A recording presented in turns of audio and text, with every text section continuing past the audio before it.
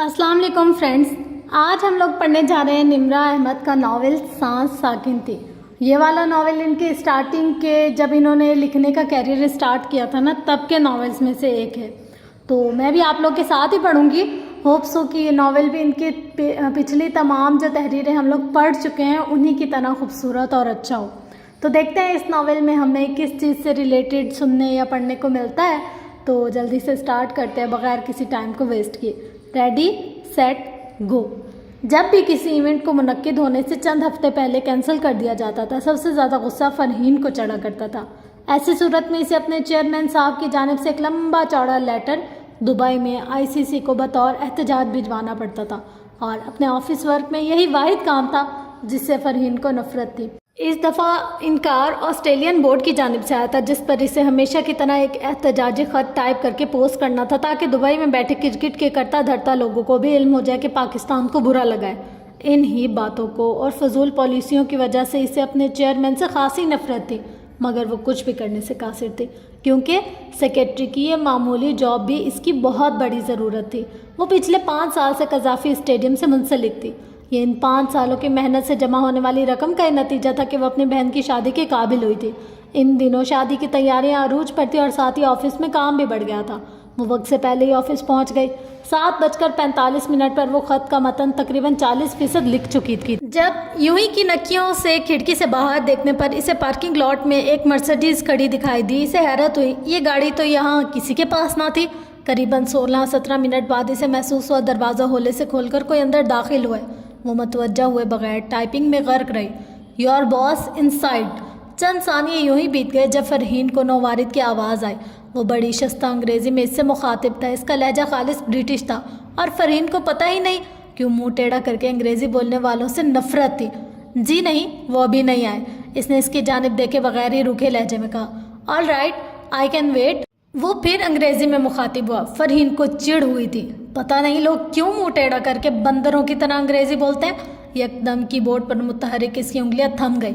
इसे एक अजीब सा एहसास हुआ था। वो जिसे इसका मुंह टेढ़ा करके इंग्लिश बोलना समझ रही थी, वो कुछ और था। फरहीन ने सर उठाकर इसकी जानिब पहली दफ़ा देखा। वो रुख कदरे मोड़ कर खड़ा था। इसने स्याह सूट पहन रखा था, जिसमें से ग्रे शर्ट का कॉलर बाहर निकल रहा था। फरहीन को इसकी पुश्त दिखाई दे रही थी। वो बेहद दुबला पतला इंसान था। इसका हाथ, जो इसने लाशऊरी तौर पर मेज़ पर रखा हुआ था, इस तख्मानी था जैसे उंगलियों पर गोश्त नहीं है। हाथ की नसें उभरी हुई थी जैसे अमूमन बूढ़े लोगों की होती हैं। इसके सर के बाल जगह जगह से सफ़ेद थे, जिनसे फरहीन ने इसकी उम्र का अंदाज़ा 50 से ऊपर ही लगाया था। आप वेटिंग रूम में जाकर वेट कर लें। वो दोबारा अपने ख़त की तरफ मुतवज्जा हो गई। वो ख़त की आखिरी सतूर लिखने में बुरी तरह से उलझी हुई थी जब क्लिक क्लिक की आवाज़ इसकी समाज से टकराई। इसने बुरी तरह चौंक कर सर उठा और ये देखकर भौंचक्की रह गई कि वो चेयरमैन के ऑफिस के दरवाजे को खोलने की कोशिश कर रहा था। फरहीन का पारा आसमान को छूने लगा। Just stop it. वो गुस्से से चिल्लाई और तेज़ी से उठकर इसकी जानिब बढ़ी। इसने निहायत बेदर्दी से इसका पतला कमज़ोर हाथ हैंडल से हटाया और गुस्से से बेकाबू होते हुए बोली, क्या कहा था मैंने आपको? हाँ, आप वेटिंग रूम में जाकर बैठें। सर आएंगे तो आपको बुला लूँगी। और आपको अपॉइंटमेंट भी है या नहीं, या ऐसे ही मुँह उठाकर? वो यकलख्त रुक गई। नौवारिद का चेहरा इसके सामने था। वो उलझी निगाहों से इसे देखने लगा। इसने आंखों पर लगाए सन ग्लासेस उतारे तो फरहीन के लिए वो मज़ीद काबिल शनाख्त हो गया था। इसकी जिल्द बेहद जर्द थी और चेहरे पर से गोया गोश्त और खून दोनों निचोड़ लिए गए थे। होंठ और आंखों के अतराफ झुर्रियों की तरह की धीमी धीमी सी लकीरें पड़ी थी और कनपटियों से बाल काफ़ी ज़्यादा सफ़ेद थे। इसने अपने ग्रे बालों को जेल लगाकर इटालियन बिजनेसमैन की तरह पीछे कर रखा था और बगैर टाई के सूट पहन रखा था, और इस शख्स से बेहद मुख्तलिफ लग रहा था, जिसे वो अच्छी तरह जानती थी, मगर फिर भी वो इसे पहचान गई और एकदम करंट खाकर पीछे हटी। इसकी आंखों में बेहद हैरत और बेयकीनी लिए अपने सामने खड़े आदमी की बुरी रंगत मौजूद सर्द मोहरी को देखा। इसके चेहरे, गर्दन, बाजू, हाथ, पाँव, गर्ज जिस्म के हर हिस्से को ऊपर से नीचे तक बेयकीनी से देखा। वो शायद यकीन करना चाहती थी कि वो इसके सामने खड़ा है। ऐसे भला कैसे यकीन आ सकता था? ये वो शख्स था जिसकी फातेह इसने कई बरस पहले पढ़ ली थी। फिर भला ये कैसे वापस आ सकता था? ईसा वापस आ सकते हैं, इस पर यकीन आ सकता था, मगर ये शख्स वापस आ सकता है, यकीन नहीं आ सकता था, क्योंकि वो तो कई बरस पहले स्लेब पर चढ़ चुका था। इसने अब गौर से इसके सूट को देखा। इसे याद आया इसने यही सूट अपनी शादी पर पहना था। ओपन इट, इसे खोलो। اس نے تحکم سے دروازے کے لاک کی جانب اشارہ کیا تو فرحین کسی معمول کی طرح اپنی میز کی دراز کی طرف بڑھی اور اس میں سے چابی نکال کر دراز کھول دیا۔ وہ بغیر کچھ کہے اندر چلا گیا اور اپنے پیچھے دروازہ کھڑاک سے بند کر دیا۔ زوردار آواز پر وہ حقیقت حال میں واپس آئی اور اپنے سن ہوتے دماغ کو بیدار کرنے کی کوشش کرتے ہوئے واپس کرسی پر بیٹھ گئی۔ اس نے شہادت کی انگلی سے کن پٹیوں کو سہلایا، پھر کام کی جانب متوجہ ہو گئی۔ خط ختم کر کے اس نے پرنٹ آؤٹ نکالا اور بے اختیار ٹیشو پیپر سے چہرے پر آیا پسینہ صاف کیا۔ اے سی کی سرد اور خشک ہوا کے باوجود اس کو ٹھنڈے پسینے آ رہے تھے۔ اس کو اپنے ہاتھ پیروں سے جان نکلتی ہوئی محسوس ہو رہی تھی۔ وہ خود کو بے حد لاچار اور بے بس محسوس کر رہی تھی۔ وہ چیئرمین صاحب کو ان کے آفس میں موجودگی کا کیا جواز پیش کرے گی؟ ہو سکتا ہے اسے نوکری سے نکال دیا جائے، مگر اس نے کہا تھا اوپن اٹ، اور وہ کم از کم اس شخص کو انکار نہیں کر سکتی تھی۔ چیئرمین صاحب کے پہنچنے تک وہ پورا ٹیشو پیپر کا ڈبہ خالی کر چکی تھی۔ ان کو دیکھتے ہی وہ اپنی جگہ سے اٹھ کر کھڑی ہو گئی اور نہایت پیشہ ورانہ انداز میں سلام کرنے کے بعد کہنے لگی، سر، BCCI سے مسٹر پورا کی کال آئی تھی۔ آپ آفس میں نہیں تھے، آپ کو کال بیک کرنا ہے، اور اس کے علاوہ شام 4 بجے آپ کی چیف سیکریٹریٹ کے ساتھ میٹنگ ہے، اور وہ لیٹر میں نے ٹائپ کر لیا ہے، آپ اس پر دستخط کر دیں۔ اس نے جلدی سے پرنٹ چھٹپا کاغذ اور پین ان کی جانب بڑھایا۔ چیئرمین مرزا جاوید صاحب نے خشمگین نگاہوں سے اسے گھورا اور بعد میں بھی وہ لیٹر سائن کرنے کے لیے ان کے پاس لا سکتی تھی، مگر فرحین اچھی طرح جانتی تھی کہ اندر بیٹھے شخص کو دیکھ کر ان کے ہاتھ پاؤں ایسے پھولیں گے کہ وہ کچھ بھی سائن کرنے کی سکت خود میں نہیں پائیں گے۔ انہوں نے دستخط کر کے اندر کی جانب قدم بڑھایا۔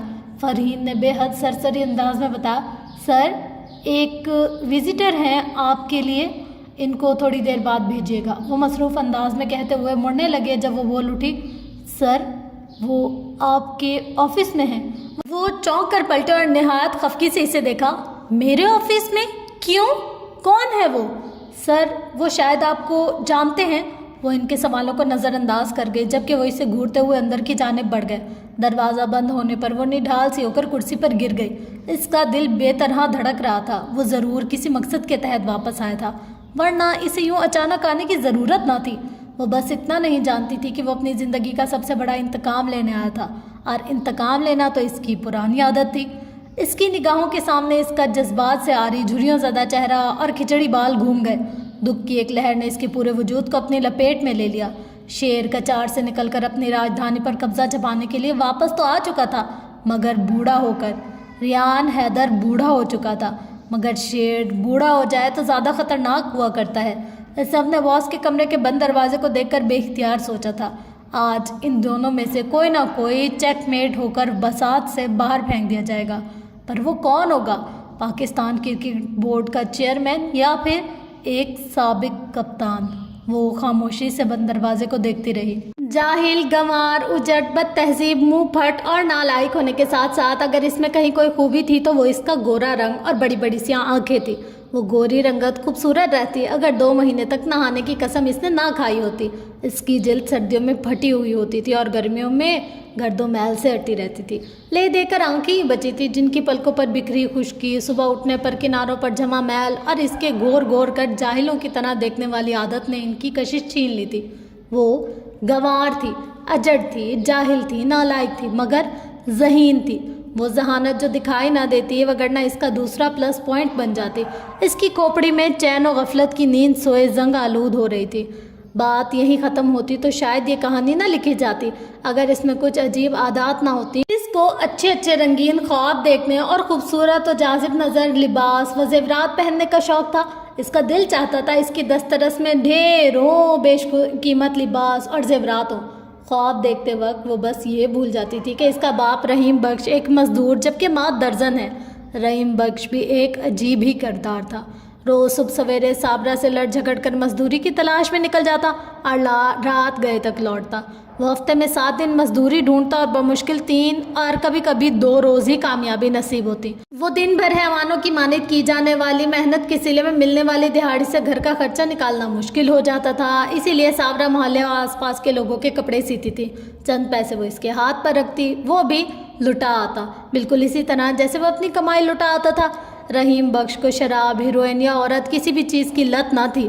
اس کے ساتھ بس ایک ہی مسئلہ تھا، وہ فضول خرچ اور خوش خوراک تھا۔ اس کے ہاتھ میں گویا سراغ تھا. پیسہ جتنی محنت و مشقت سے اس تک پہنچتا تھا اسی تیزی سے وہ خرچ کرتا تھا. اگر اس کی بیٹی کو اچھا پہننے کا شوق تھا تو اسے اچھا کھانے کا ہوا تھا. جس روز جیب میں زیادہ رقم ہوتی وہ بازار سے چاول، چھولے، دہی بڑے، چاٹ وغیرہ گھر خرید لاتا اور صابرہ کے نزدیک یہ سب عیاشی میں شمار ہوتا تھا. وہ اپنی کمائی کو لٹتا دیکھ کر رحیم بخش سے احتجاج کرتی تو وہ الٹا اس نصیب و جلی کی دھنائی کر کے رکھ دیتا تھا. اس کے پاس خاموش رہنے کے سوا کوئی چارہ نہ تھا. البتہ دبا دبا سا احتجاج وہ ضرور رجسٹر کرواتی تھی. کوئی چھوٹا سا تانا، کبھی اونچی بڑبڑاہٹ. اس کا نتیجہ یہ ہوتا تھا کہ رحیم بخش نے منو سلوا گھر لانا چھوڑ دیا تھا. وہ وہیں بازار میں ریڑھیوں پر کچھ نہ کچھ کھا کر اپنی اشتہا مٹا لیتا اور صابرہ کے تانوں سے بھی بچا رہتا. صابرہ کو احساس تھا کہ اس کی کمائی وہ نہایت بے دردی سے خرچ کر رہا ہے. اسی لیے شروع کے چند برس خاموش رہی اور معمولی سی مزاحمت کے بعد اس نے پوری رقم رحیم بخش کے ہاتھ پر رکھنا چھوڑ دی. وہ چند روپے اپنے شوہر کی نگاہ سے بچا کر رکھنے لگی. اس کو اس رویے پر غصہ آتا تھا. منہ پھٹ اور بد لحاظ بھی تھی، مگر نہ جانے یہ اس کی خوبی تھی یا خامی. وہ بزدل تھی، ڈرپوک تھی اور سب سے زیادہ باپ سے ڈرتی تھی. اسے ہر اس چیز سے ڈر لگتا تھا جس سے نہیں لگنا چاہیے. اسے رات کو آنے والی آندھی طوفان اور گرج چمک سے ڈر لگتا تھا، چاہے وہ آسمان پر خدا کی جانب سے برسے یا گھر میں رحیم بخش کے منہ سے مغازات کی صورت میں. ان کے 2 کمروں کے اس ڈربے کو گھر کہنا بلا شبہ زیادتی ہوگی. وہ 2 کمرے بھی 8 ضرب 9 سے زیادہ کے نہ ہوں گے. دیواروں پر جگہ جگہ سے سیمنٹ اور پلستر کھرچا ہوا تھا. جا بجا اکڑے فرش اور سیلن زدہ چھتیں اس کے گھر کے مکینوں کی خستہ حالی کی خماس تھیں. ایک چھوٹا سا صحن جس کی دائیں جانب باورچی خانہ اور بائیں جانب کھلی چھت والا غسل خانہ تھا. اس گھر سے وابستہ بچپن کی کئی یادوں میں سر فہرست وہ گھر کی آوازیں جو نشتر کی طرح اس کے کانوں میں چبھتی تھی. جب سے اس نے ہوش سنبھالا تھا ماں کی مشین کی کھرگھر اس کے کانوں میں پڑتی تھی. اس کا خیال تھا پیدائش کے وقت اس کی سماعت میں آذان کی آواز کے بجائے سلائی مشین کا شور گونجا ہوگا. ایک زمانے تک تو اس کو یہ بھی شک رہا کہ اماں شاید پیدا ہی اس سلائی مشین کے ساتھ ہوئی تھی. رات کو ہونے والی گرج چمک سے اس کو بے شک خوف آتا تھا، مگر دن کو برسنے والی موسلادھار بارش اسے بے حد پسند تھی. وہ گلی میں اپنے جیسے گنوار، نالائق اور اسکول سے بھاگے ہوئے بچوں کے ساتھ بارش کے پانی میں سارا دن کھیلتی رہتی. کاپیوں اور کتابوں کے صفحے پھاڑ کر کشتیاں بناتی یا گدلے پانی میں نہاتی. اس کے علاوہ ہر جمعے کو خالہ رضیہ کے گھر ٹی وی پر انگریزی فلم دیکھنے جاتی. پٹھو اور گلی ڈنڈے سے تو اسے خاصی شغف تھا. غرض ہر وہ کام کرتی جس سے اس کی پڑھائی کا حرج ہوتا اور اماں سے ڈانٹ یا مار پڑتی. اسکول سے اس سے سخت نفرت تھی، کتابوں سے بیزار اور استادہ سے دشمنی. روز ٹاٹ پر بیٹھ کر تختہ سیاہ کو خالی نگاہوں سے دیکھنا، سلیٹ پر چاک سے روز کا کام لکھ کر تھوک سے مٹانا، استاد جی سے مار کھانا، ان سب کاموں کو وہ نہایت ناپسندیدگی کی نگاہوں سے دیکھتی تھی. اس کی ماں چاہتی تھی کہ وہ پڑھ لکھ جائے تاکہ گل کو اس کی طرح لوگوں کے کپڑے نہ سینے پڑیں، لیکن اس کو اچھے کپڑے زیب تن کرنے کے ساتھ ساتھ اچھے کپڑے سینے کا بھی شوق تھا. اسے اماں کی مشین، سوئی دھاگے، فیتے، ربن، لیس اور گوٹا کناری وغیرہ نہایت دلچسپ لگتے تھے. اس کا جی چاہتا تھا کہ وہ بھی ایسے ہی اس سے بھی اچھے کپڑے بنائے، مگر الماس یہ سوچتے ہوئے ہمیشہ بھول جاتی تھی کہ وہ رحیم بخش مزدور اور صابرہ درزن کی بیٹی ہے. تقریباً کتنا دے گی وہ کل موہی تیرے 1 ہفتے کی محنت کا؟ صابرہ کو کافی دیر سے مشین پر جھکے سلائی میں مصروف دیکھ کر نہایت اکتائے ہوئے لہجے میں الماس نے پوچھا. صابرہ نے قدرے ہڑبڑا کر اسے دیکھا. کس کو کل موہی کہہ رہی ہے منحوس ماری؟ وہ آنکھیں نکالتے ہوئے بولی.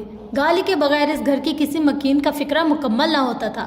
وہی کالی میم جس کے کپڑے تو پچھلے آدھے گھنٹے سے سی رہی ہے. ماں پر ایک چڑھتی نظر ڈال کر اس نے بے نیازی سے کہا اور پاؤں کے قریب دھرا گنا اٹھا لیا. کل ہی ساتھ والی خالہ فہمیدہ کے گھر گنے آئے تھے تو اس نے آدھا درجن صابرہ کی طرف بھجوا دیے. مر جانیے، الماس تو رضی صاحب کی بیوی کو کل موہی کہہ رہی ہے. اپنی بیٹی کی بدلحاظی سے وہ تنگ تھی، اس لیے سر پکڑ کر بولی. دوسرا خطاب جو الماس نے رضوی صاحب کی بیگم کو دیا تھا اس پر شاید ابھی صابرہ نے دھیان نہیں دیا، ورنہ جوتی اٹھا کر اس کو دے مارتی. تب ہی دروازہ زور زور سے بجنے لگا. الماس دروازہ کھول، تیرا ابا آیا ہوگا، مل گئی ہوگی اب عیاشیوں سے فرصت. مگر ابا کے ڈر کے باعث وہ فوراً سے بیشتر دروازے کی جانب بڑھی. مت لگایا کر کنڈا، بڑا خزانہ پڑا ہے گھر میں جو کوئی چرا کر لے جائے گا. وہ آتن بڑبڑاتا ہوا گھر میں داخل ہوا. ابا وہ مجھے بازار سے وہ چابی والی گڈی لے دے، وہ چھموں کے پاس بھی ہے نا. وہ ابا کے بیٹھتے ہی بول پڑی. گھر آتے ہی نوابزادی کی فرمائشیں شروع ہو جاتی ہیں، جا اندر جا کر مر. جواب میں اس نے اتنی بری طرح پھٹکارا کہ الماس کی بولتی بند ہو گئی. وہ فوراً سے بیشتر اندر بھاگ گئی. ना अब तो मुझे खाना देगी या भूखा मारेगी। जब देखो मशीन उठाकर घड़घड़ घड़घड़ घड़घड़ लगाई होती है, कमाती एक आना भी नहीं है और करती सारा वक्त यही नाटक है। इसकी गोलियों की जद में साबरा भी आ गई। ना तू जैसे बड़ा कुछ उठा कर ले आता है ना बाहर से, सिर्फ मुझ गरीब पर बोलना आता है तुझे, वो तिल मिलाकर बोली। मेरे आगे बकबक ना कर, वो गुस्से से चिल्लाया। कुत्ते की तरह जुबान चलती है तेरी, जल्दी खाना दे।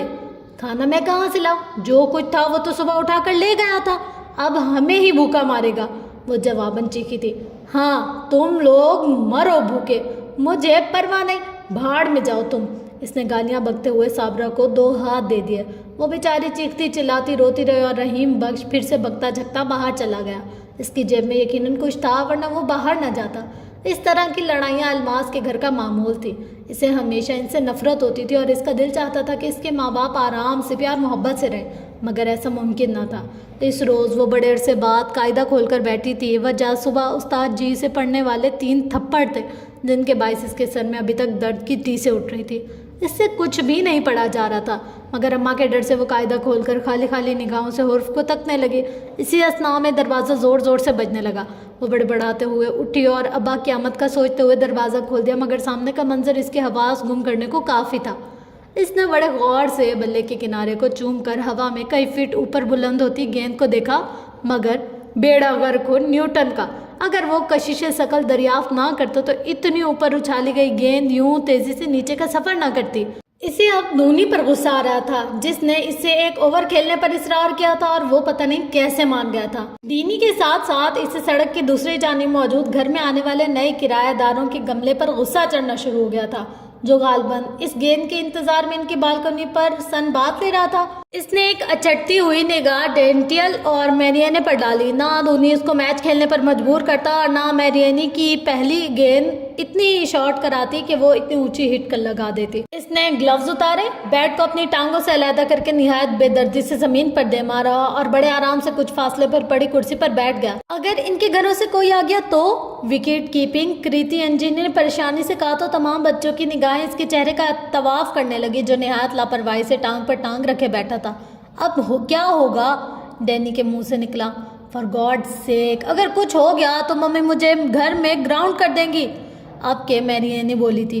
अच्छा बुज़दिलो, अंदर जाकर छुप जा, वो कहकर लगाते हुए बोला। और वाकई वो सब एकदम ही वहाँ से भाग निकले।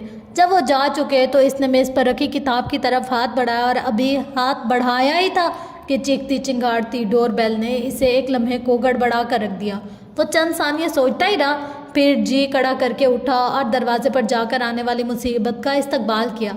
सामने खड़ी शख्सियत के हाथ में डूनी की गेंद देखकर ना तो इसके हवास गुम हुए और ना ही इसे पसीना आया। प्लीज़ कम इन, शाइस्तगी से कहते हुए इसने रास्ता छोड़ दिया। नौवारिद के पीछे चलता हुआ वो अंदर लॉन तक आया। बॉल किसने फेंकी थी? इसे अपने मेहमानों के लहजे की शाइस्तगी पर हैरानी हुई। कौन सी बॉल? इसके चेहरे पर बला की मासूमियत थी। ये वाली। इस लहीम शहीम काले बालों और कुशादा पेशानी वाले आदमी ने डूनी की गेंद इसकी बुरी आंखों के सामने लहराई, मगर इस वक्त चूंकि बाकी लोग 9-2-11 हो चुके थे और लॉन का हुलिया बता रहा था कि यहाँ बड़ा ज़बरदस्त क्रिकेट मैच हो रहा था, इसलिए इसने कमाल ढिठाई से एतराफ़ किया। मैंने मारा था ये शॉट, मगर बड़े अफसोस से कहना पड़ रहा है कि ये गेंद इतनी ऊंची नहीं गई और मुझे अफसोस के साथ ये कहना पड़ रहा है कि इसने मेरा गमला तोड़ दिया है। इसका मेहमान अपने मखसूस ऑस्ट्रेलियन लबो लहजे में कह रहा था, जिसे समझने में इसे खासी दुश्वारी हो रही थी। हाँ, मैंने देखा था, इस बेचारे की ज़िंदगी इतनी ही थी। आज मेरी गेंद नहीं तो कल को आपके बच्चे ही तोड़ डालते। वो कुछ देर खड़ाई से देखता रहा, फिर ठहरे हुए लहजे में बोला, कितनी उम्र है तुम्हारी? 15 साल और 4 माह। और हिसाब में अच्छा था। झट से बोला, कब से क्रिकेट खेल रहे हो? 12 मिनट पहले से। नाम क्या है तुम्हारा? First name, middle name, sir name या निक नेम? पूरा नाम, वो मुस्कुरा कर बोला। रियान अजीम हैदर। मेरे दोस्त मुझे रियान कहते हैं, मगर मेरी एनी मुझे कभी कभी रूनी कह देती है। डैड मुझे मिस्टर फ्रॉडिया और मेरी टीचर मिस्टर ट्रबल सिम कहती है। मॉम क्या कहती हैं? मम्मा, वो मुझे इडियट कहती हैं, वो मज़े से बोला। मैं क्या कहूँ? आप ज़्यादा फ्री होने की कोशिश ना करते हो, मुझे रियान हैदर कह लें, वो आबरो चढ़ाकर बोला। तो नौवारिद हंस दिया। तुम बड़े होकर क्या बनोगे? आर्टिस्ट। तुम कभी क्रिकेट टीम के लिए अप्लाई ज़रूर करो, सिलेक्शन कमेटी तुम्हें रिजेक्ट नहीं करेगी। बड़ा मुखलिसाना मशवरा था। आप भी करा देना कौमी टीम के लिए अप्लाई, सिलेक्शन कमेटी आपको भी रिजेक्ट नहीं करेगी। وہ اسی کے انداز سے بولا۔ میں نے کیا تھا اپلائی، وہ بتانے لگا۔ پھر ریجیکٹ کیوں ہوئے؟ وہ بے ساختہ ہی بیچ میں بول اٹھا۔ میں تو سلیکٹ ہو گیا تھا۔ پھر کیا ہوا؟ ریان کو تمام معاملہ جان لینے میں دلچسپی سی محسوس ہو رہی تھی۔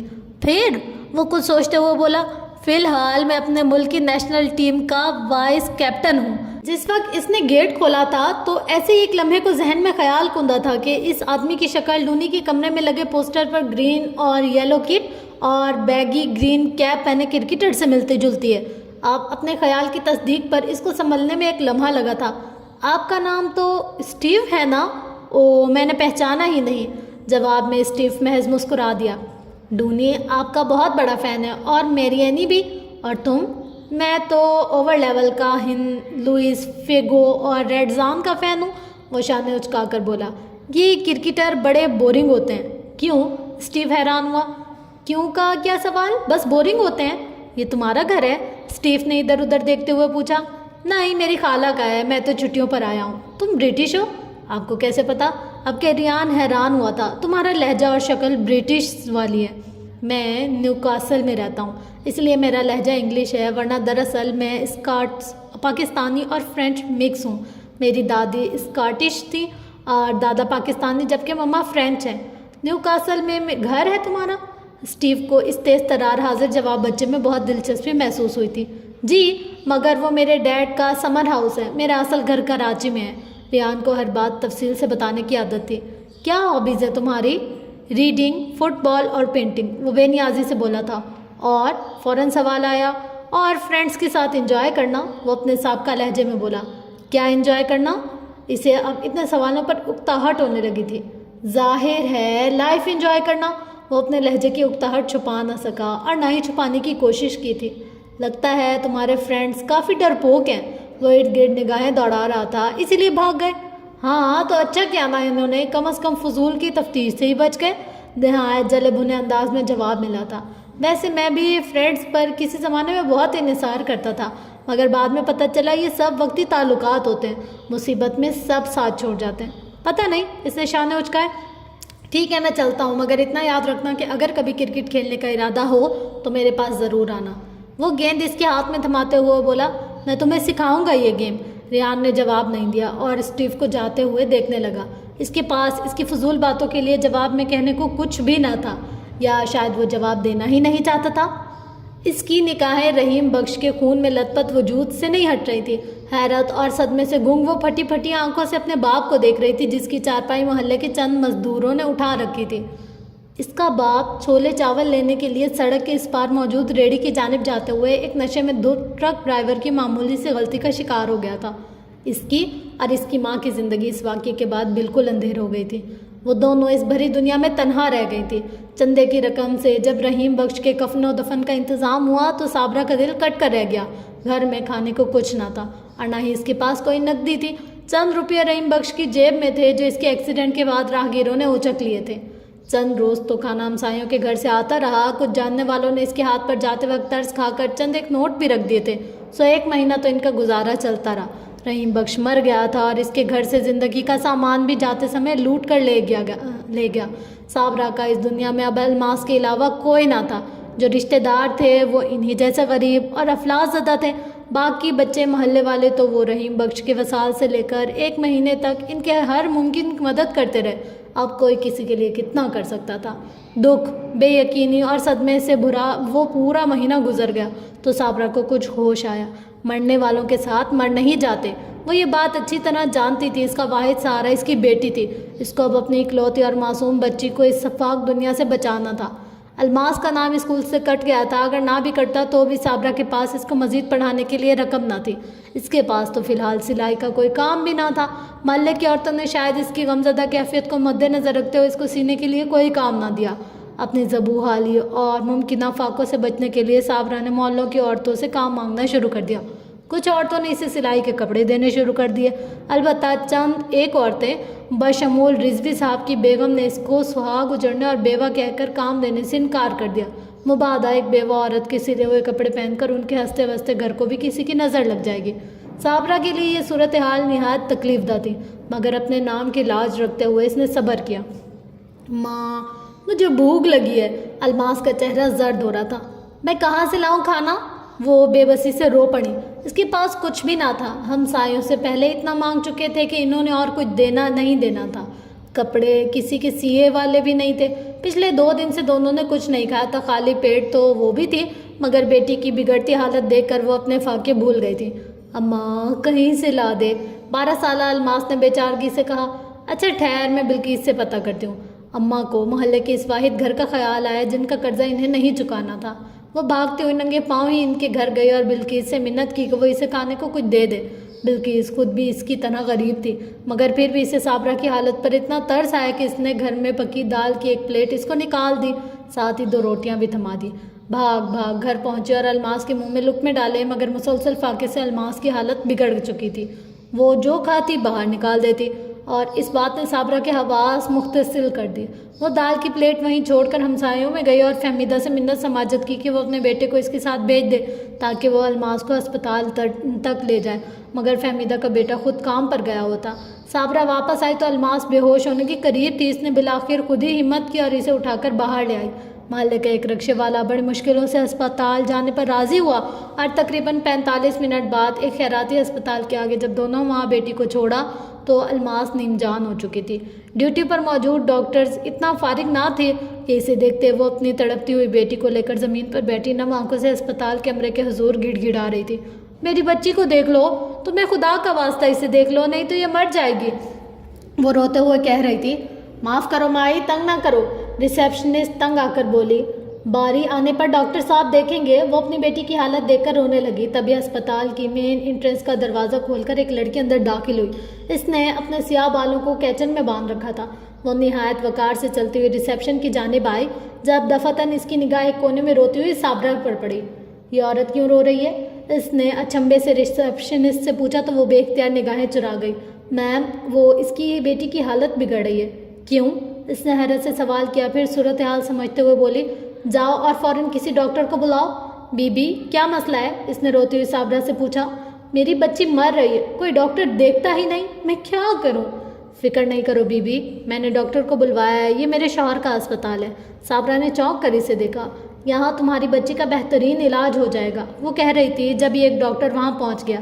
یس میڈم، آپ نے بلایا؟ وہ مؤدب لہجے میں پوچھنے لگا۔ جی، یہ بچی ہے، اس کو فوراً دیکھیں اور مجھے اس سلسلے میں کوئی شکایت نہیں ملنی چاہیے، آل رائٹ؟ وہ قدر روب سے بولی تو ڈاکٹر نے فوراً سر ہلا دیا۔ آپ فکر نہ کریں مسز عظیم، میں خود اس کیس کو دیکھتا ہوں۔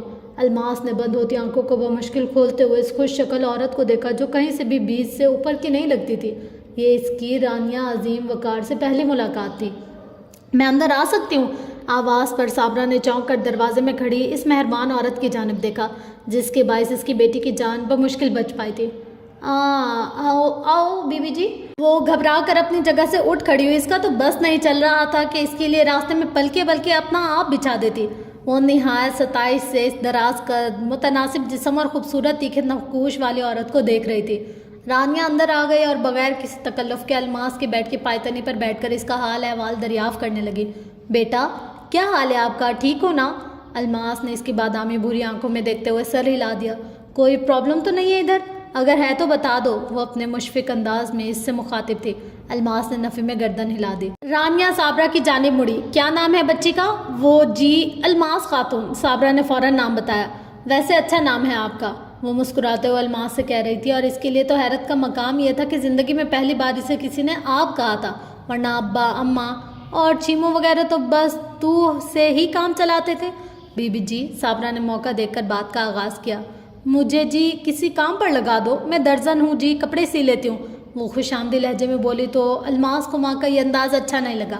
درزن ہو؟ اچھا، وہ سوچ میں پڑ گئی۔ ویسے مجھے درزن کی ضرورت تو نہیں، مگر 1-2 بیڈ شیٹ وغیرہ سلوانا تھی، سی سکتی ہو؟ جی، وہ کیا سلوانی ہے؟ بیڈ شیٹس، میرا مطلب ہے بستر کی چادر اور لحاف وغیرہ، وہ وضاحت کرتے ہوئے بولی۔ جی میں سی لیتی ہوں جی۔ چلو پھر ٹھیک ہے، آپ میرے گھر آ جانا، یہ کارڈ رکھ لیں، اس پر گھر کا ایڈریس پتہ ہے۔ جی میں آ جاؤں گی جی۔ صابرہ نے جلدی سے کارڈ پکڑ لیا، اس کا دل بلیوں اچھل رہا تھا۔ رانیہ کی ماں فرینچ تھی، باپ جرمن اور شوہر پاکستانی۔ وہ رومن کیتھولک پیدا ہوئی تھی، مگر زندگی میں کبھی چرچ نہیں گئی تھی سوائے کرسمس اور دیگر تہوار کے۔ وہ ہمیشہ سے کنزرویٹو ہی رہی تھی، کبھی حدود کراس نہیں کی۔ زندگی میں صحیح معنوں میں صرف ایک ہی شخص سے دوستی کی اور پھر اس کا مذہب قبول کر شادی بھی کر لی۔ اس نے مذہب صرف شادی کے لیے بدلا تھا، مگر حقیقی مطالعہ بعد میں کیا اور اپنے پہلے بیٹے کی پیدائش کے چند ہفتوں بعد تک وہ دل سے مسلمان ہو چکی تھی۔ رانیہ کے 4 بچے تھے، 5ویں بیٹی گود لی تھی۔ اس کے دیور نے اتفاق سے اسی کے خاندان کے لڑکی سے شادی کی تھی جس سے رانیہ کا تعلق تھا، مگر فرق یہ تھا کہ وہ مسلمان نہیں ہوئی اور شادی کے 3 سال بعد ایک چھوٹی بیٹی چھوڑ کر اپنے شوہر کے ہمراہ ایک حادثے میں جاں بحق ہو گئی۔ وہ بیٹی بعد میں اس کے تائی یعنی رانیہ اور عظیم نے گود لے لی تھی۔ رانیہ اور عظیم 5 برس پہلے پاکستان شفٹ ہوئے تھے، مگر بڑے بچے پڑھائی کی غرض سے باہر ہی رہے۔ بڑا بیٹا علی امریکہ میں پڑھتا تھا، وہ انتہائی خود غرض اور سیلف سینٹرڈ قسم کا انسان واقع ہوا تھا۔ اس سے چھوٹا ریان اپنی ضد کے باعث انگلینڈ میں تھا۔ ریان رانیہ کے تمام بچوں سے مختلف تھا، وہ کبھی اپنی فیملی سے اٹیچ نہیں رہا تھا، اس لیے اسے فیملی کی قدر و قیمت کا احساس نہیں تھا۔ اس کے نزدیک صرف اس کے دوست اہم تھے، اس کے دوست بیک وقت اس کے کزنس بھی تھے۔ اس بات سے بے پرواہ ہو کر وہ اس کے درمیان مذہب کی دیوار حائل ہے، وہ صرف اور صرف انہی سے ہی تعلق رکھتا تھا۔ ریحان کی خالہ کی بیٹی اینجلینا اپنے پیرنٹس کے ہمراہ 3 سال پہلے نیوکاسل شفٹ ہو گئے تھے، تو ریحان نے بھی وہیں انگلینڈ شفٹ ہونے کی بات کی۔ ویسے بھی باقی دوست بھی ادھر ہی جا رہے تھے۔ عظیم ظاہر ہے کہ اپنا بنا بنایا کاروبار اپنے بیٹے کی اہم کانہ ضد کے باعث چھوڑ نہیں سکتے تھے، اس لیے اس کی بات نہ مانی گئی، مگر وہ بھی اپنے نام کا ایک ہی تھا۔ اس نے منوا کر ہی چھوڑا اور خود ہی وہیں رہنے پر بالآخر اپنے باپ کو راضی کر لیا۔ رانیہ اس بات سے ناخوش تھی، مگر بیٹی کی ضد کے آگے وہ کیا کرتی۔ ریحان نے بات نہ مانی جانے پر ماں باپ کو کٹہرے میں لا کر اپنا اور علی کا موازنہ شروع کر دیا تھا۔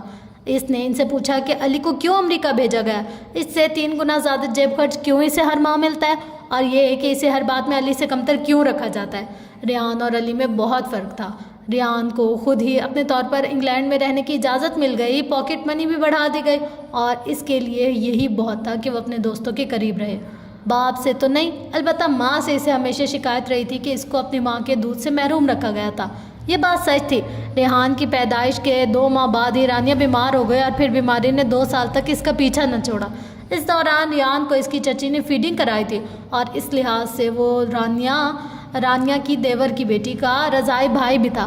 بس ایک ہی کمپلیکس تھا جو اس کے دل میں بری طرح جڑ پکڑ بیٹھا تھا، باقی ہر لحاظ سے اس کی زندگی مطمئن تھی۔ طوفانوں کے آنے سے پہلے زندگیاں ہمیشہ مطمئن ہی ہوا کرتی ہیں۔ وہ گھر نہیں، ایک وسیع و عریض محل تھا۔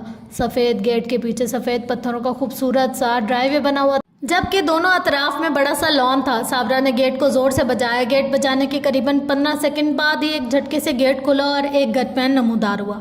اس کے کاندھوں پر لٹکی بندوق نے الماس کو کچھ خوفزدہ کر دیا تھا۔ کیا بات ہے بی بی؟ وہ کرخ لہجے میں پوچھنے لگا۔ وہ بھائی صاحب، یہ رانیہ بی بی کا گھر ہے؟ صابرہ کچھ مروب کچھ خوفزدہ ہو کر بولی۔ ہاں، کیا کام ہے؟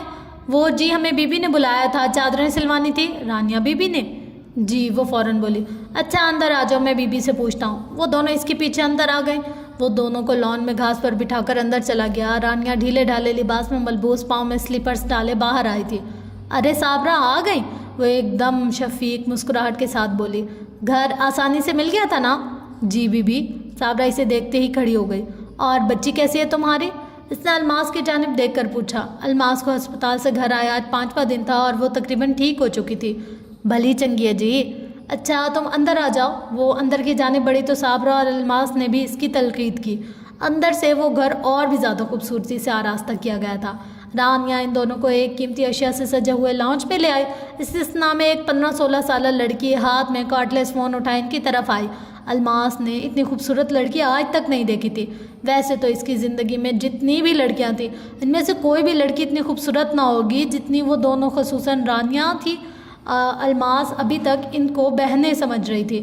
بی بی جی، اعتماد کی کمی کے باوجود اس نے رانیہ کے دوستانہ رویے کے سبب پوچھ لیا۔ آپ دونوں بہنیں ہیں؟ رانیہ اور دانیہ نے ایک لمحے کے لیے ایک دوسرے کو دیکھا۔ نہیں، میں اس کی ماں ہوں، رانیہ مسکرا کر بولی تو الماس نے بے یقینی سے اسے دیکھا۔ رانیہ خود بمشکل 20 برس کی دکھتی تھی، جبکہ انیا کم از کم 15 سال کی ہوگی۔ بھلا وہ دونوں ماں بیٹی کس طرح ہو سکتی تھی؟ مگر لگتا تو نہیں، وہ بمشکل بولی۔ عظیم کو بتانا ضرور، وہ فوراً انیا سے مخاطب ہو کر بولی۔ میں کہوں گی ڈیڈ۔ وہ لڑکی مما کو کہہ رہی تھی کہ آپ انیا کی ماما نہیں، نانی لگتی ہو۔ وہ بے ساختہ ہنس رہی تھی۔ इडियट। रानिया ने कुशन उठाकर इसके सर पर मारा। अलमास अब दीवार पर टंगी तस्वीरों को देख रही थी। अन्या ने इनकी निगाहों के ताक़ुब में इस फ्रेम को देखा तो अलमास ने फ़ौरन पूछा, बीबी जी ये कौन है? ये लड़की मेरी अम्मी है और ये मेरे अब्बू हैं। अन्या नहायत आम से अंदाज में बताने लगी। अलमास ने हैरत से अन्या को देखा। अभी वो कह रही थी कि रानिया इसकी माँ है, अब वो कह रही है कि तस्वीर वाली लड़की इसकी माँ है। मगर बीबी तुम्हारी अम्मी तो रानिया बीबी है। हाँ ये मेरी मम्मा है, वो मेरी मम्मी है, अन्या मुख्तसरन बोली। अलमास ने दोबारा कुछ ना पूछा। इसको यकीन हो चुका था कि अन्या का दिमाग ख़राब है। और ये कौन है? वो एक दूसरी तस्वीर की तरफ इशारा करके पूछने लगी जिसमें अन्या के हमरा एक लड़का था। इसने बाजू अन्या के कंधों के गिर्द फैलाया हुआ था। इसकी आंखें अन्या की शहद रंग आंखों से मुशाबियत रखती थी। ये मेरा दूसरे नंबर का बेटा है, अब के रानिया बोली थी। रियान जिस सोफ़े पर अलमास बैठी थी इसके साथ छोटी सी साइड टेबल पर रखी तस्वीर की जानिब इशारा करके रानिया बताने लगी, ये मेरा बड़ा बेटा अली और इसके साथ रियान है। ये लड़की मेरी बेटी है रबिया और ये मेरा सबसे छोटा बेटा बशीम है। अलमास अब तस्वीर को बगौर देख रही थी। रानिया का बड़ा बेटा करीबन 16-17 बरस का था, जबकि दूसरे नंबर वाला अन्या का हम उम्र। दूसरे नंबर वाला शक्ल में अच्छा था मगर बड़े वाला इंतहाई खूबसूरत, डैशिंग और बेहद पुरकशिश था। इसकी शक्ल दीवार पर टंगे फ्रेम में मौजूद अन्या के अब्बू से बहुत मिलती थी। बटलर अलमास के लिए ऑरेंज जूस वाइन ग्लास में डाल कर ले आया मगर अलमास को मालूम ना था कि ग्लास को कैसे पकड़ना है। इसने अपने नन्हे मुन्ने हाथों से इस बड़े से ग्लास को थामा, घूंट पड़ने की नाकाम कोशिश की। वो जूस अपने कपड़ों पर गिरा बैठी जबकि एक ग्लास कालीन पर गिर गया। डैम इट, इसने ज़ोर से दीवार को ठोकर मारी। इस तरह किक मारने से फ्यूना का कुछ नहीं बिगड़ेगा, अलबत्ता तुम हॉस्पिटल पहुंच जाओगे, मैरी एने ने इसे धमकाते हुए कहा।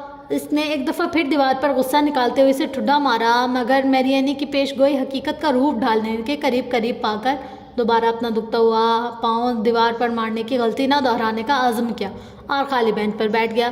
तुम यूं मुंह लटका कर बैठे हो, बिल्कुल अच्छे नहीं लगते, ऐसे लगता है यरकान हो गया हो।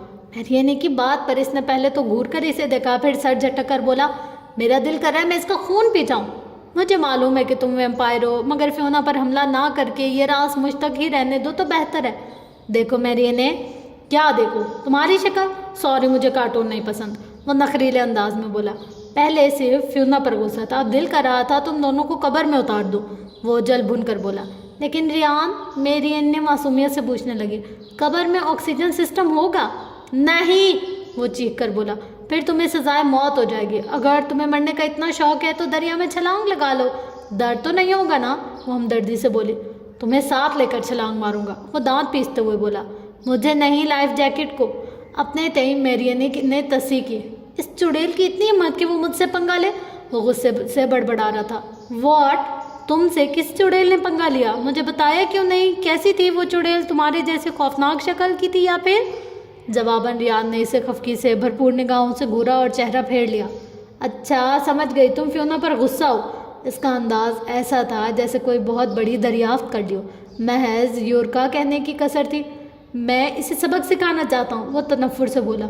इसका खून पीने, सर फोड़ने, कब्र में उतारने और कत्ल करने के अलावा अगर कोई और प्लान तुम्हारे ज़रखेज़ जहन में बुन रहा है तो बराए मेहरबानी मुझे आगाही से महरूम ना रखो। मैरियने का मासूम और मुल्तजी अंदाज था जिस पर रियान बेइख्तियार हंस दिया था। अब बताओ क्या करना है?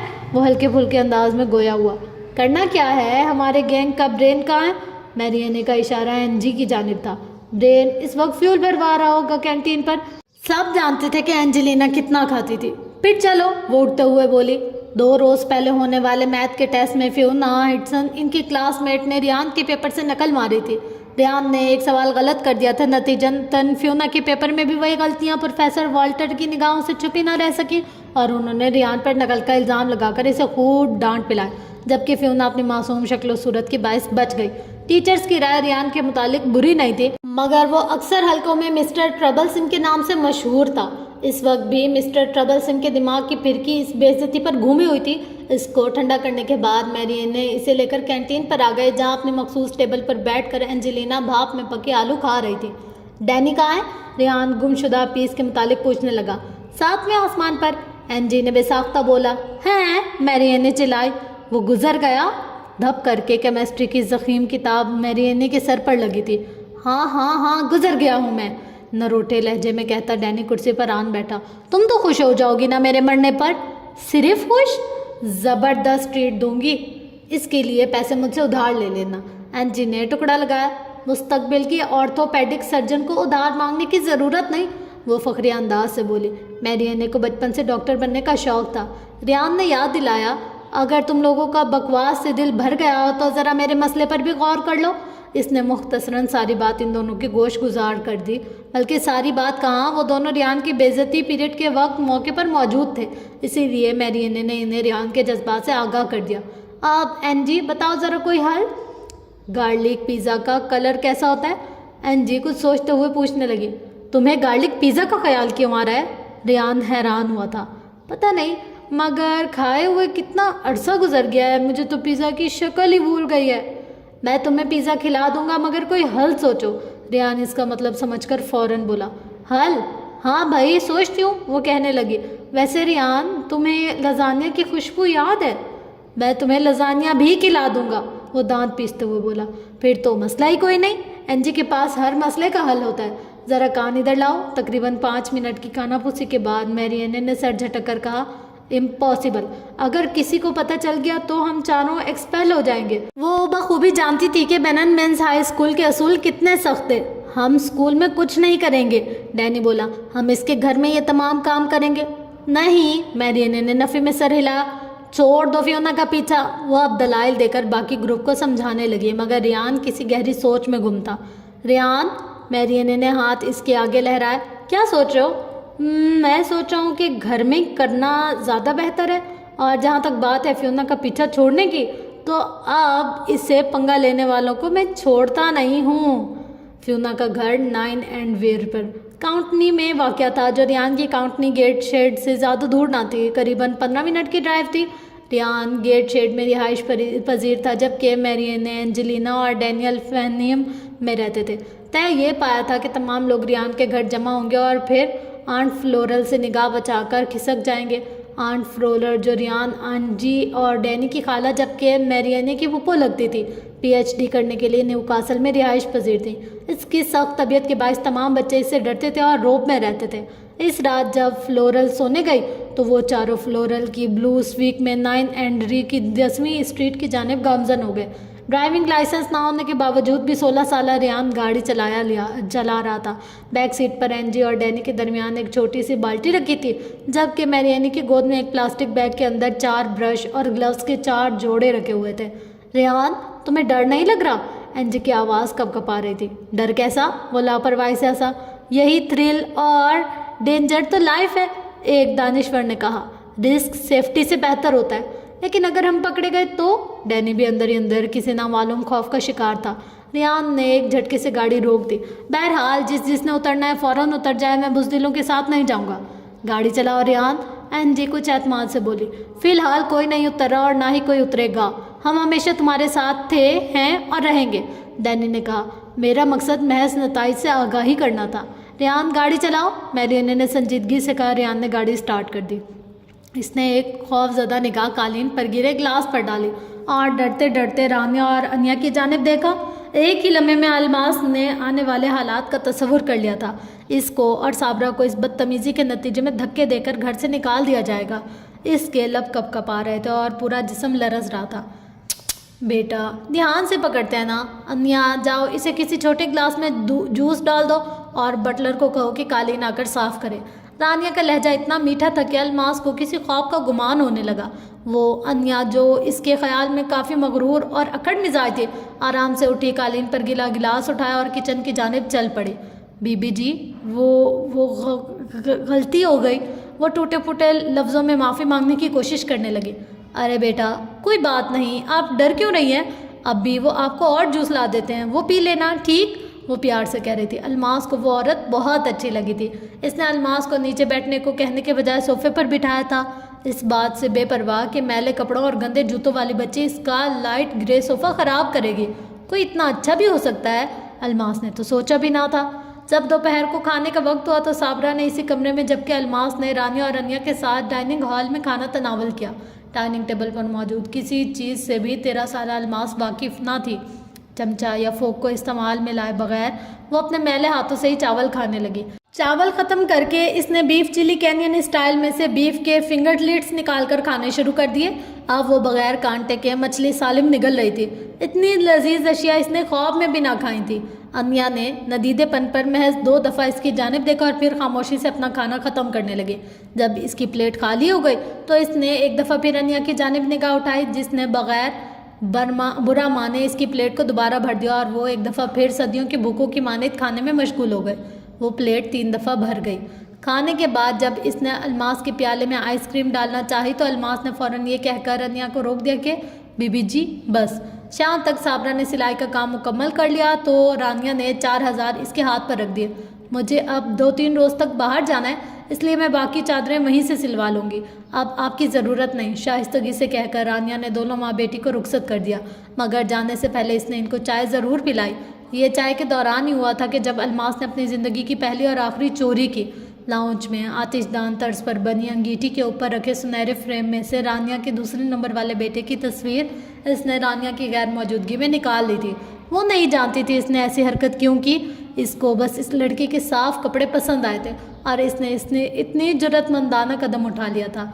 जाते वक्त इसने अन्या से ऐसे ही पूछ लिया, आपके दूसरे नंबर वाले भाई का नाम क्या है?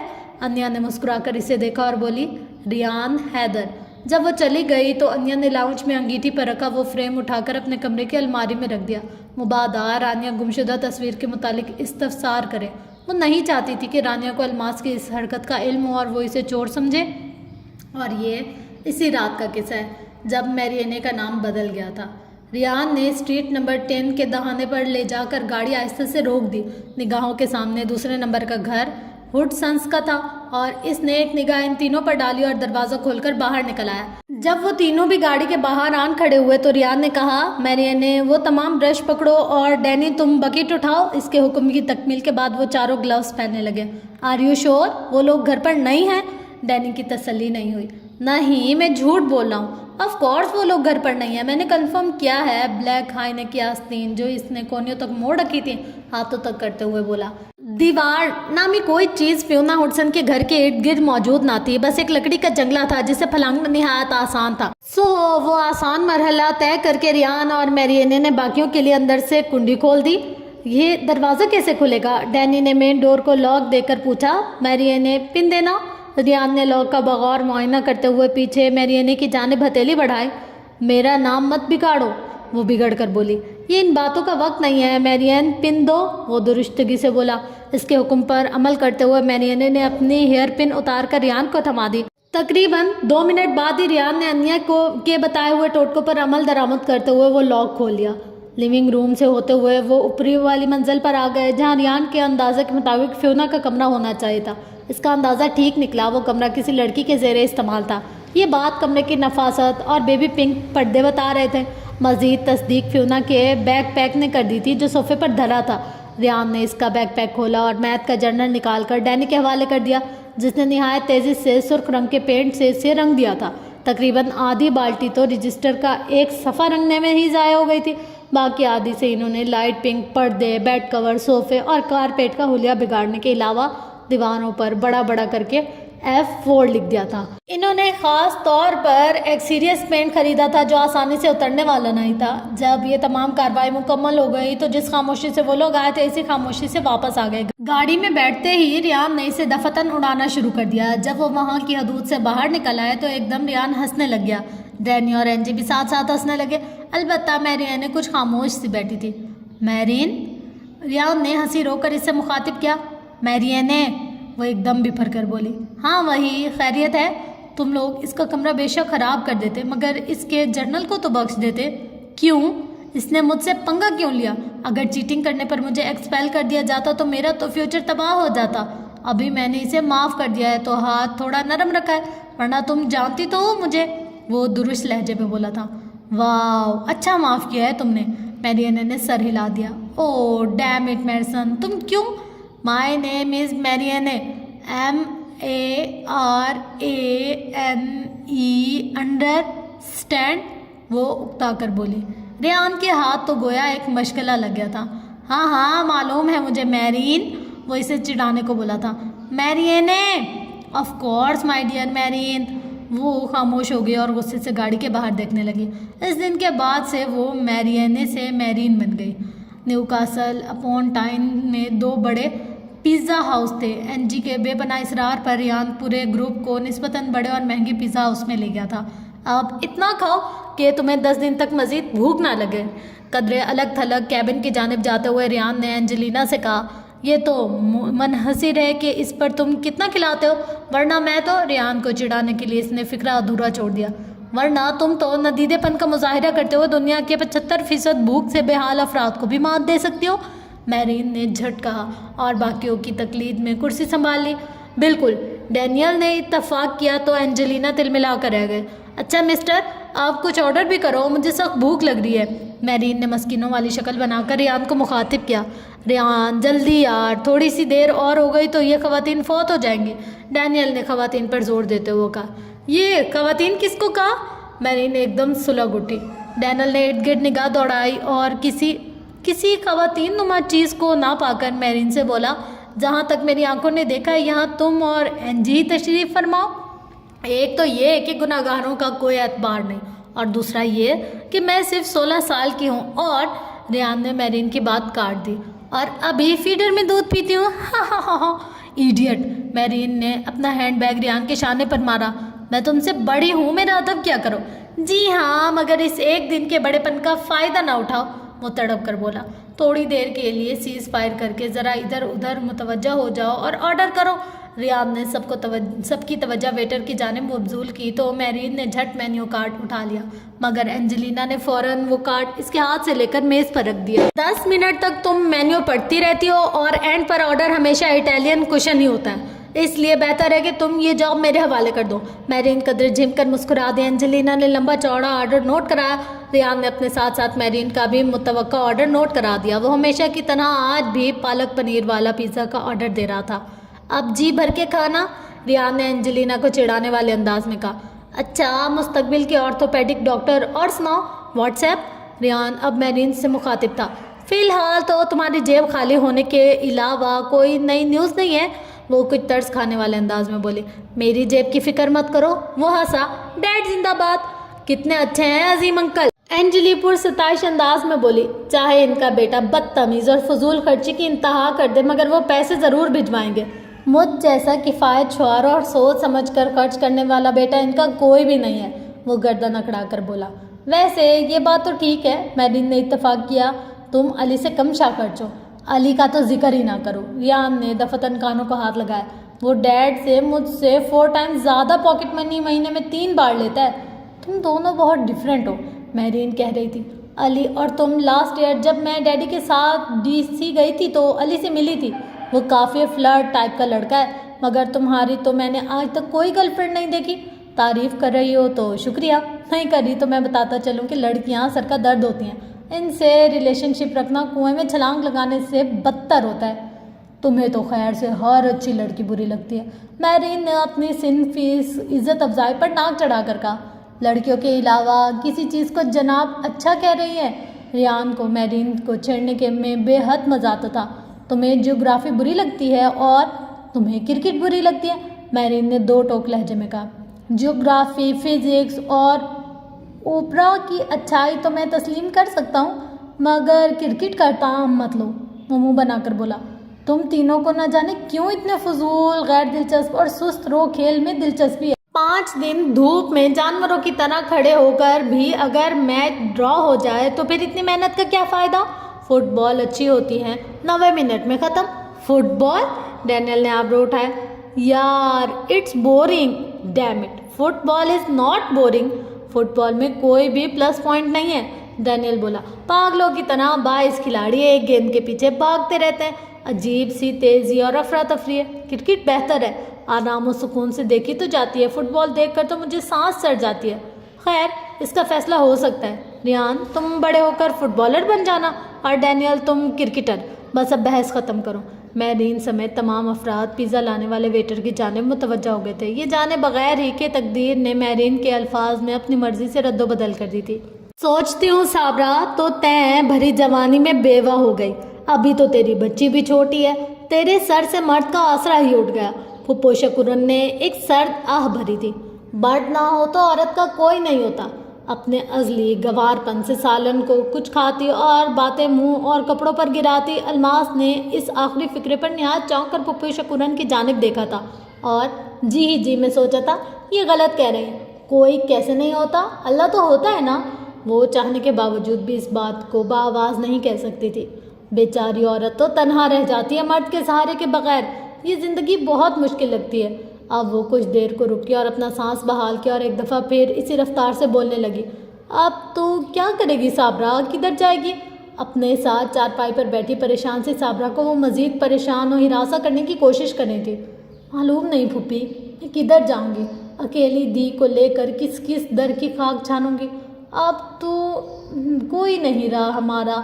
میری بات مان صابرہ، تو دوجا بیاہ کر لے۔ اس بات پر صابرہ کرنٹ کھا کر پیچھے ہٹی، اس کی آنکھوں میں بلا کی حیرت تھی۔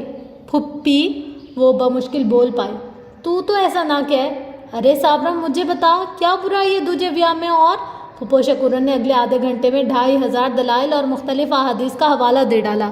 اپنی تقریر کے اختتام پر پھپھی شکورن نے قدرے دھیمی آواز میں کہا، وہ فضل دین ہے نا، وہ اپنا ساجد کا سالہ، ساجد کباڑی کا فضلو؟ صابرہ نے کچھ حیران سی ہو کر ذہن پر زور ڈالا۔ ہاں وہی، وہ دراصل شادی کرنا چاہتا ہے، اس نے پیغام بھیجا ہے تو میں ادھر تیرے پاس آئی ہوں، وہ رازدارانہ لہجے میں بتانے لگی تو صابرہ ہکا بکا اس کا چہرہ دیکھنے لگی۔ مگر پھپھو وہ تو نشہ کرتا ہے، وہ من آئی۔ تو کون سی کماری دوشیز ہے؟ تو بھی تو بیوہ ہے نا۔ پھر وہ قدرے ملائمت سے گویا ہوئی، پہلے کرتا تھا نشہ، ابھی لت چھوڑ دی ہے، اب تو وہ کاروبار کرنے لگا۔ اس طرح کی اور درجنوں باتیں صابرہ کے کان میں بھر کر اپنا ٹوپی والا برقع سنبھالتی اس سیلن زدہ اور خستہ حال گھر سے وہ چلی گئی۔ صابرہ نے ان کی باتوں کو بظاہر کوئی اہمیت نہ دی، مگر اگلے روز، اس سے اگلے روز اور پھر 2 ہفتے تک تقریباً ہر روز جب پھپھی شکورن ان کے گھر آ کر بیٹھ جاتی اور دھیرے دھیرے دنیا کی اونچ نیچ سمجھانے لگتی تو صابرہ قدرے بے بس سی دکھائی دیتی تھی۔ الماس اپنی ماں کی کیفیت سے بے نیاز کھیل کود میں مگن رہتی تھی۔ رانیہ کے دیے گئے 5000 میں وہ لوگ قریباً 4 ماہ گزار رہے تھے اور اب پچھلے 11 ماہ سے صابرہ کی سلائی کڑھائی گھر چلانے کا سبب بن رہی تھی۔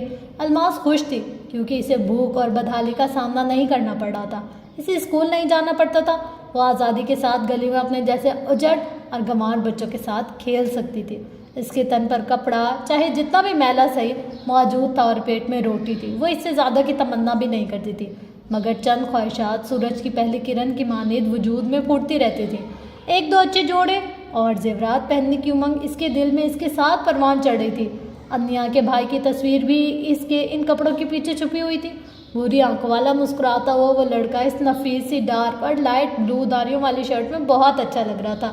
اس کی شرٹ اتنی پیاری تھی کہ الماس اکثر تکیے کے غلافوں میں چھپائی گئی وہ تصویر نکال کر گھنٹوں تکتی رہتی تھی۔ اس کے لیے دن رات ویسے ہی گزر رہے تھے جیسے ہمیشہ گزرتے تھے، مگر صابرہ ایک نئی مشکل کا شکار ہو چکی تھی۔ اپنی اسی مشکل کو حل کرنے کے لیے اس نے ایک روز الماس سے بات کی۔ الماس، وہ جو پھپھی شکورن ہے نا، وہ میرے لیے ایک رشتہ لائی ہے۔ نہایت جھجکتے ہوئے اس نے بات کا آغاز کیا۔ تو سی لینا ماں، وہ سمجھی تھی شاید پھپھو بھی کوئی کپڑا سلائی کروانے کے لیے لائی ہے۔ الماس، وہ میرے لیے رشتہ لائی ہے۔ ہیں؟ الماس ہکا بکا سی اس کا چہرہ دیکھ رہی تھی۔ وہ جو ساجد کباڑی کا سالہ ہے نا، فضل دین، وہ فضلو جو تیرے باپ کے جنازے میں پیلی قمیض میں تھا، یاد ہے؟ صابرہ پہلی دفعہ بیٹی کے سامنے شرمندہ ہو رہی تھی۔ وہ جانتی تھی الماس بہت ناراض ہوگی، بہت دکھی ہوگی۔ ماں کی دوسری شادی پر اس نے فیصلہ کر لیا تھا کہ الماس اگر نہیں چاہے گی تو وہ ہرگز اقرار کرنے کی غلطی نہیں کرے گی۔ اسی فضلو کا رشتہ ہے؟ اماں، وہ فضلو تجھ سے بیاہ کرنا چاہتا ہے؟ وہ حیرت سے پوچھ رہی تھی۔ ہاں، صابرہ نے سر جھکا دیا۔ پھر اماں، وہ عجیب سے لہجے میں بولی۔ صابرہ نے قدرے چونک کر سر اٹھایا اور بغور اس کے چہرے کے تاثرات دیکھے۔ پھر کیا؟ تو شادی کر کے یہاں سے چلی جائے گی؟ اس کے لہجے میں اضطراب تھا۔ نہیں تو میں اور تم اکٹھے یہاں سے جائیں گے، صابرہ نے ہولے سے کہا۔ مگر الماس تو کیا چاہیے؟ اس سے شادی کر لوں، فضلو سے۔ ہاں اماں، تو کیا چاہتی ہے؟ جو تو کہے گی میں وہی کروں گی۔ اسے یقین تھا کہ الماس نہیں مانے گی۔ کر لے، وہ بے نیازی سے شانے اچکا کر دوبارہ کاغذ کی کشتیاں بنانے میں مگن ہو گئی۔ آج بادل چھائے تھے اور لگتا تھا میگھ کھل کر برسے گا، اسی بارش کے لیے وہ کشتیاں بنا رہی تھی۔ बात टाइटैनिक से शुरू हुई। रियान को मूवी बस ठीक ही लगी थी, इसीलिए इसको इस तरह गहराई में जाकर डिस्कस करने से इसे काफ़ी बोरियत महसूस हो रही थी। ड्रामा क्लासिक से यूं भी इसे नफरत थी। वो जो वाहिद वजह इस क्लासिक को अटेंड करना था वो वहाँ की पुरफुसू आबो हवा में नींद का अच्छा आना था, वरना वो कभी ये क्लास ना लेता। इसके बरक्स क्लास की तमाम लड़कियां बिलखुसूस मैरीन और एंजेलिना बढ़ चढ़ कर बोल रही थी। वो जो वाहिद लड़का गुफ्तगू में हिस्सा ले रहा था वो एंड्रियो था। हैदर, लगता है तुम्हें मूवी ने इतना मुतासिर नहीं किया जितना करना चाहिए था। इसकी हमेशा बोलती और लाजवाब कर देने वाली ज़बान को खामोश देकर मिसिस कैमरॉन ने पूछा। नो मैम, वो धड़ल्ले से बोला, क्योंकि मैं लड़कियों और बाज़ लड़कों की तरह इमोशनल सिकनेस का शिकार नहीं होता। इसका इशारा एंड्रियो की जानिब था जो खामखा अपनी नॉलेज झाड़ने की कोशिश कर रहा था। ठीक कह रही है मैम, हैदर सिर्फ मेंटल सिकनेस यानी जहनी बीमारी का शिकार होता है। एंड्रियो ने कहा तो सारी क्लास सिवाय इसके दोस्तों के हंस पड़ी। जब कोई क्लास फेलो हो, खूबसूरत हो, अमीर हो, ज़हीन और हाजिर जवाब हो और सबसे बढ़कर टीचर्स का फेवरेट हो तो दीगर तलबा का इससे जेलिस होना फितरी अमल है। रियान ने जवाब नहीं दिया, वो महज मुस्कुरा दिया, अलबत्ता अंदर ही अंदर इसका खून खौल रहा था। मैरीन ने कुछ सख्त कहने के लिए मुंह खोला मगर रियान ने नामहसूस अंदाज में इसके हाथ की पुश्त को दबाकर इसे खामोश रहने का इशारा किया। टाइटैनिक से होते हुए बात वर्सलिन अर्नस्ट हेमरिंग तक चली गई। रियान ने यह मूवी भी देख रखी थी मगर वो एंड्रियो की तरह नॉलेज झाड़ने के बजाय खामोश बैठा था। एंड्रियो इस फिल्म से काफ़ी मुतासिर नजर आ रहा था। 90 की दहाई के वक्त में रिलीज़ होने वाली इस फिल्म की कहानी दो बुढ़े दोस्तों के दरमियान घूमती है। एंड्रियो फ्रैंक के किरदार को बड़ी दिलचस्पी और दिलजमी से बयान कर रहा था। वो फ्रैंक के दोस्तों के किरदार को परफॉर्म करने वाले एक्टर का नाम भी गलत बता रहा था। वो इसको रॉबर्ट विलियम्स कह रहा था जबकि वो रॉबर्ट डोरवाल था। क्लास में शायद किसी ने वो मूवी नहीं देखी थी वरना कोई इसकी तस्दीक कर देता। रियान के पास मौका था कि वो अपनी बेइज्जती का बदला चुका सके मगर वो ठंडा करके खाने का आदी था। मेरा ख्याल है मैम, जिस तरीके से एंड्रियो इस किरदार की वजाहत कर रहा है लगता है इसने बहुत गौर से मूवी देखी है और इसकी किरदार को ठीक से समझा भी है। क्यों ना हम इसको एक्ट करें। जब एंड्रियो बोल चुका तो इसने सताइशी अंदाज में कहा। यूं अगले संडे के लिए वो फिल्म प्ले की सूरत में ढाल कर ऑडिटोरियम में एक्ट करने का फैसला हो गया।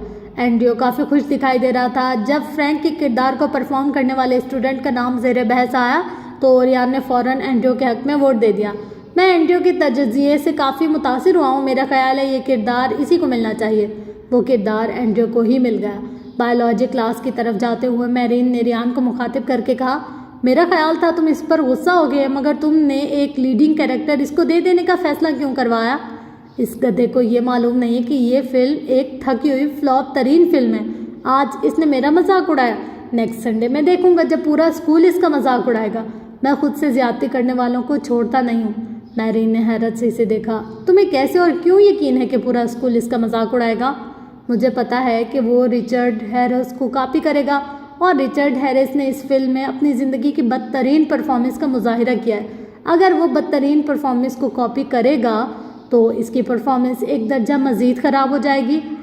रियान ने फातिहाना मुस्कुराहट के साथ कहा। रियान हैदर ने इसे फंसाया था, इसकी बेइज्जती करवाई है, महज अपनी बेइज्जती का इंतकाम लेने के लिए। इस बात का अंदाज़ा एंड्रियो को प्ले ख़त्म होने के बाद हुआ था।